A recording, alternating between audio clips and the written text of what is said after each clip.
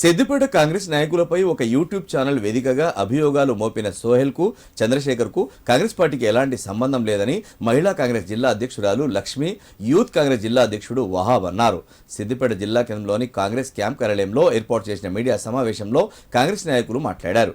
గతంలో ఎన్నో కేసులతో సంబంధం ఉన్న సోహెల్పై రౌడీ షీట్ ఓపెన్ చేయడానికి, తల్లిని చెప్పిన కేసులో అరెస్ట్ అయిన చంద్రశేఖర్కు కేసు తవ్వడానికి పూజల హరికృష్ణకు సంబంధం ఏమిటని ప్రశ్నించారు.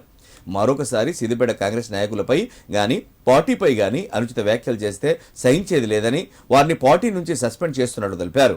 ఈ మీడియా సమావేశంలో కాంగ్రెస్ నాయకులు కలీముద్దీన్, గయాసుద్దీన్, రజనీ, సనా, మంద వనజ పాల్గొన్నారు. కొందరు నాయకులుగా చెప్పుకుంటూ కాంగ్రెస్ పార్టీ అని నాయకులుగా చెప్పుకుంటూ ఒక యూట్యూబ్ ఛానల్లో కొన్ని అనుచిత వ్యాఖ్యలు చేసినందుకు మరియు కాంగ్రెస్ పార్టీ సిద్దిపేట నియోజకవర్గం గురించి అనుచిత వ్యాఖ్యలు చేసినందుకు పూర్తిగా ఖండిస్తున్నాం. వాళ్లకు ఏ పార్టీ నుంచి వచ్చిరో ఎప్పుడు వచ్చిరో మాకే తెలియదు. నేను 35 ఏళ్ల నుంచి కాంగ్రెస్ జెండా పట్టుకుంటాం.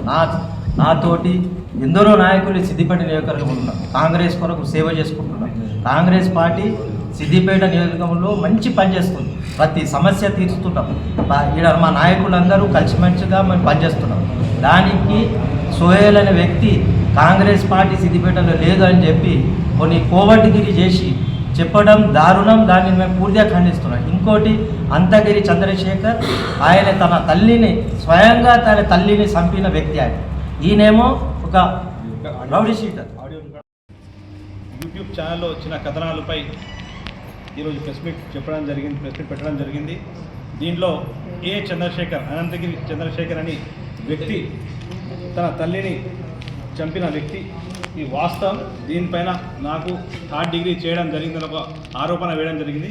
ఇది క్లియర్గా చూడవచ్చు. మనకు గంగాపురంలో విషాదం అనే ఒక పేపర్ కటింగ్ కూడా ఆ టైంలో జరిగిన సంఘటనలో 6th month 2024లో జరిగిన సంఘటన ఇది. దానిపై నిన్న మాట్లాడడం జరిగింది. దాంతోపాటు ఈ ఎవిడెన్స్ కూడా ఒకటి ఉన్నది. దాంతోపాటు గంగారాం ఇదే సేమ్ వాళ్ళ ఫాదర్ కూడా రాసి ఇవ్వడం జరిగింది, సేమ్ లెటర్. ఈ సంఘటన మా కొడుకు ద్వారానే జరిగింది. మా కొడుకే చంపేయడం జరిగింది, రాసి ఇవ్వడం జరిగింది ఆ టైంలో. చంద్రశేఖర్.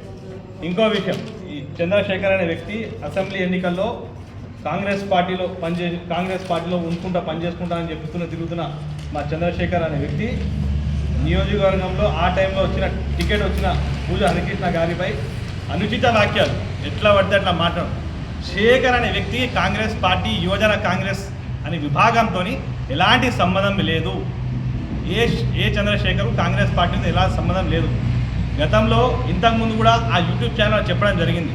యూత్ కాంగ్రెస్ మాజీ అధ్యక్షుడు, యూత్ కాంగ్రెస్లో గతంలో 3 సార్లు కాన్సిక్వెంట్గా 3 సార్లు నేను గెలవడం జరిగింది. 2015 నుంచి ఇప్పుడు నేనే అసెంబ్లీ ప్రెసిడెంట్ గెలవడం జరిగింది.